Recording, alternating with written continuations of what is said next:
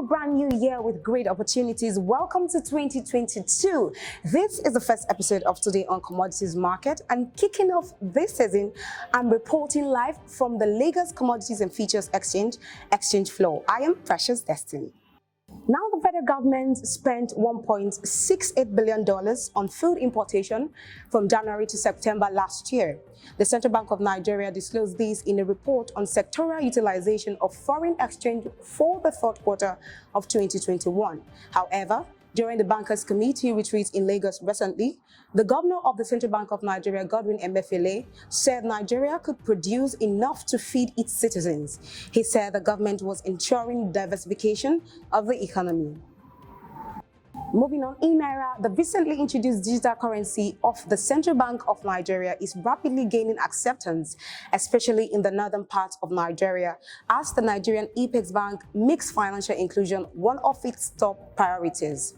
Africa's first central bank digital currency has its strongest interest in the core northern part of Nigeria, with Borno leading with a perfect score of 100, followed by Sokoto, Gombe, Taraba, and Zamfara. Ironically, Lagos, Nigeria's major economic hub, misses out of the top 25 on e-Naira interest. According to report, e-Naira expansion to the grassroots, unbacked, underbanked, and banked will rule the banking market in the year 2022. Now, Nigeria's ginger production is put at 31 million tons, while demand is put at 65 million tons, leaving a gap of 34 million tons. This implies a great need for increased production in the Nigerian ginger industry. Nigerian ginger is rated as one of the best in the international market due to its pungency and high level of oleoresin oil, a highly sought-out ingredient. Nigeria has made an effort to widen the genetic base of the crop through the introduction of cultivars mainly from India. The market has two main varieties. They are yellow ginger, referred to as UG1, black ginger, referred to as UG2. In other stories, the federal government said it was putting measures in place to ensure further reduction in the cost of liquefied petroleum gas, popularly called cooking gas. It disclosed this while reacting to the recent marginal drop in the cost of cooking gas. According to findings, the price of 12.5 kilogram LPG has dropped from 8,800 to between 8,400 and 8,200. In some outlets, the price of the commodity dropped to between 7,800 and 8,000 naira. The development forced some LPG users to shift to charcoal or firewood as consumers of the commodity raised alarm over the persistent hike in its price. Now, the current prices of commodity per ton this week include 250,000 naira to 220,000 naira, yellow maize 210,000 naira to 212,000 naira, cashew nut 500,000 naira to 510,000 naira, low-cost bean 270,000 naira to 272,000 naira, millet 230,000 naira to 232,000 naira, rice paddy 180,000 naira to 182,000 naira, palm kernel nut 280,000 naira to 282,000 naira, soybean 390,000 naira to 394,000 naira, red sorghum 240,000 naira to 242,000 naira.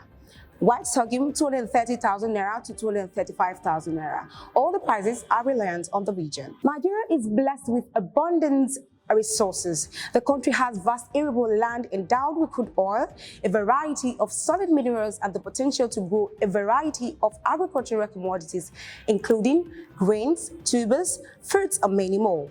Despite this empowerment, Nigerian farmers have been faced with the dilemma of heavy post-harvest loss. Surveys have shown that Nigerian farmers lost approximately 20 to 30% of total grain production and 30 to 50% of root, tuber, fruits, and vegetables production. Let's hear our correspondents from Lagos Commodities and Futures Exchange as they discuss the meaning, prospects, importance of cold chain, and most of all, how to reduce post-harvest losses. Over to you, Manasseh Gbede and Ifechukwu Nwokoye. Thank you, Precious, for having us. Good morning, everyone. My name is Manasseh Gbede, Strategic Partnerships of Lagos Commodities and Futures Exchange, and I have my colleague with me here. So, looking at the current trends in Nigeria, how the cold chain post-harvest losses is going, what's your take on cold chain? I feel like it's a very, very important sector it has to be looked at both from the commodity ecosystem, from the players in the commodity ecosystem, both the government, both the NGOs that also participate in the coaching sector, because it's quietly, sadly underdeveloped. And but we need to create more awareness to this issue that we're facing. So that's why we're here today, to create more awareness to this issue that we're facing. Yes, so I think let me just give like a one-line definition of cold chain. So cold chain basically is a controlled low temperature supply chain. Yeah. So now looking at supply chain, most people tend to overlook cold chain as logistics. They only think logistics has to do with trucks moving around with goods, cement or whatnot, but cold chain is also a very important aspect. Do you have anything on that? See, that's the thing is the issue of how, because I think last year, 28th of May, the Guardian released an article that stated that Nigeria lost 3.7 trillion naira worth of goods because of post-harvest losses. And it's quite sad because this is an issue that could easily be solved if as a proper system whereby people can store their agri commodities and then transfer it to a particular location, be it Vaso, be it Lekki, be it State, wherever, and then you get to see those products the same level it was when it was harvested. And because I understand how sometimes it's capital intensive, Yes. and it involves lots of things, and then people will be wondering, okay, what's the major importance? And then also to note that 40 to 50% of post-harvest losses also occurs in Nigeria on a yearly basis. So these farmers are harvesting and losing money constantly.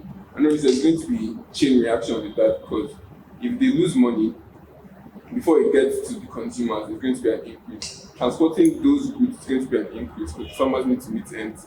Yeah. Need to meet ends meet, sorry.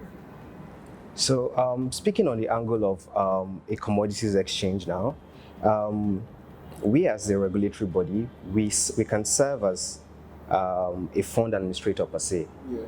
where activities can take on with capital raising, financing and refinancing the industry of coaching, because like you mentioned, it's capital intensive, and that's a major challenge. And the major challenge has to do, a solution to that challenge has to be infrastructure financing. Yeah. It's a very capital intensive project that's one individual, it will take a lot of resources. We as the exchange, as LCFE, we are that bridge where investors, private, government can come and participate, where you can raise these funds to invest in this coaching story. Because let's even look at a real-time scenario now. Have you wondered why? Let's use tomatoes for example. Tomatoes coming from the north, they package it looking fresh, but by the time it gets to Mile 12, people just go to pick the good ones. That's where the absence of coaching comes in. So now imagine coaching infrastructure being from the starting point in the north, where it's at the controlled temperature from beginning to end.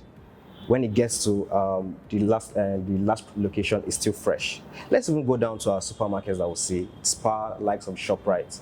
We go there to buy fruits, we go there to buy vegetables.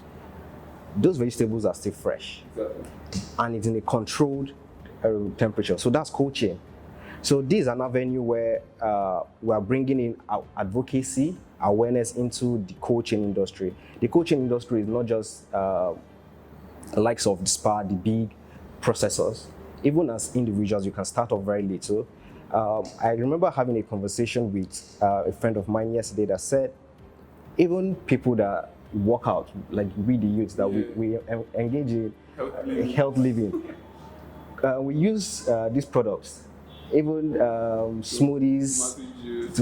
Yes, so it's even good. It's good for our health, right? So we don't necessarily need to look at it from the angle of the big processors, the ShopRites and the rest. Even coaching even cuts across health. The vaccines we take is in a controlled environment, a controlled temperature, because it just shows the need for coaching in every society. So I think policymakers, both in the private sector, in the government, educationists, need to actually come together to promote the use of coaching in every sector, because it plays a key role. That's why we have the OTAQA, that's the Organization for Technology Advancement in West Africa. Otakwa. So they are a body that bring coaching players, coaching stakeholders. So everybody that plays a role in the coaching industry, both from the certification agents, government institution, the private individuals, they bring every stakeholder together to see how we can promote this commodity ecosystem and the coaching industry. And it's actually quite important to note because, like, if you see coaching as the main player in the whole commodity ecosystem. Because without the goods being in good conditions for consumption, without the goods being fresh for human needs, it's going to create a very big waffle in the commodity ecosystem. So with the actions like LCFE, the merchants that buy, aggregators, scientists that develop different means to preserve it. Everyone needs a very functional coaching to operate effectively in Nigeria, and that's the main importance of coaching in Nigeria.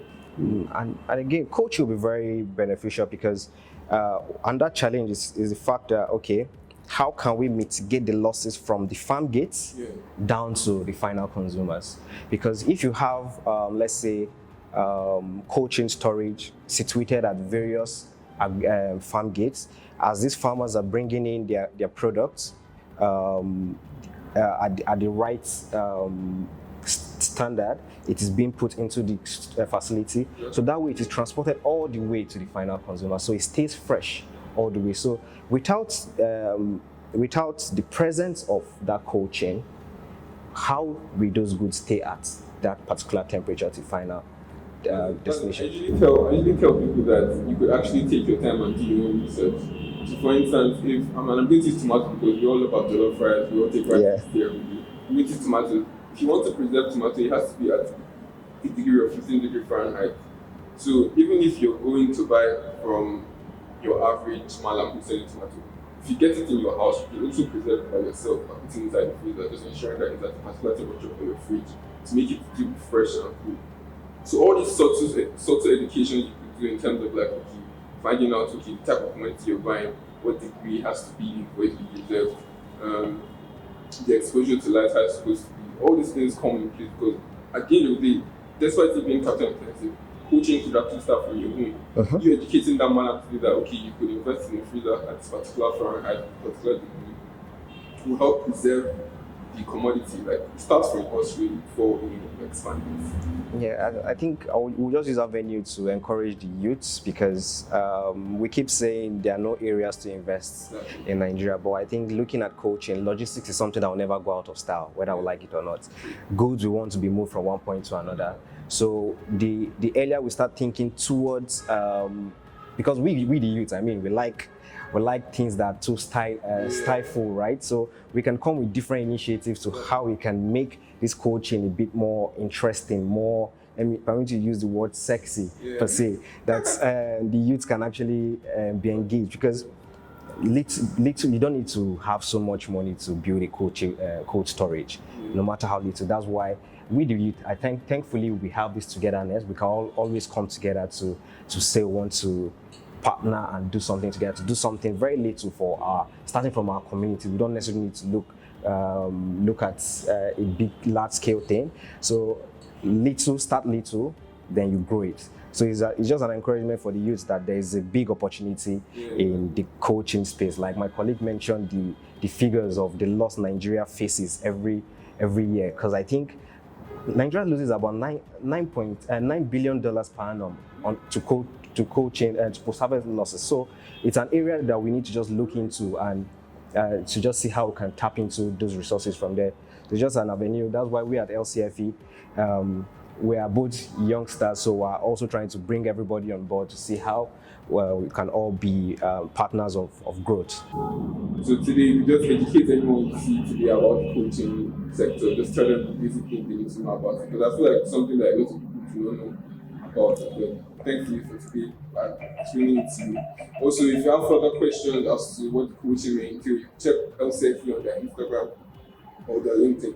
On Instagram is LCFE_NIG. On LinkedIn is Lagos Commodities and Futures Exchange. And then also on Facebook as well, Lagos Commodities and Futures Exchange.